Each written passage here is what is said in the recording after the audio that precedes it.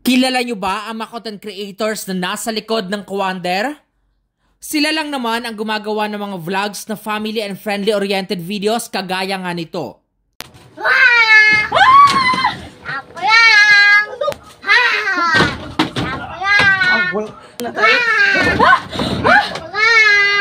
Sa ngayon ay trending at naging usap-usapan at inulan ng batikos ang latest video na ibinahagi ng Kawander nitong nakaraang linggo. Matapos nilang i-post ang video na may temang matured at hindi angkop para sa mga bata.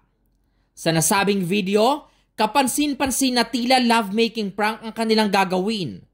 Makikitang gulat na gulat ang asawang lalaki dahil naabutan niya ang kanyang asawang babae na may kasiping habang takip ng isang kumot.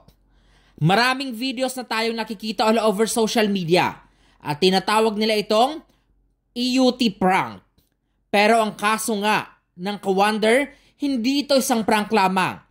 Dahil nang binuksan ng asawang lalaki ang kumot, ay involved sa matured prank na ito ang kanilang anak na babae na nasa murang edad pa lamang. Nakasaad kasi sa RA 7610, ang batas sa protektahan ang mga bata laban sa kahit anong child abuse exploitation, diskriminasyon at marami pang iba.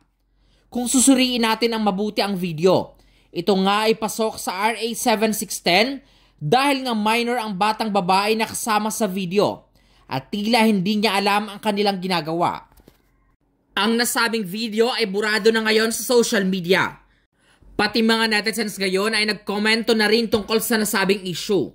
Ano ang masasabi nyo? I-komento nyo yan sa baba o sa comment section. Tungkol nga, tama ba o mali ang ginawa ng pamilyang Kawander tungkol sa pagdamay o pagsama sa kanilang anak sa kanilang prank, na kung saan ay binabatikos ito ngayon sa mundo ng social media. Sa mga nakapanood ng nasabing video na kahit burado na ito ay kumakalat pa rin sa social media, kayo na ang umusga at kayo na magbigay ng opinyon.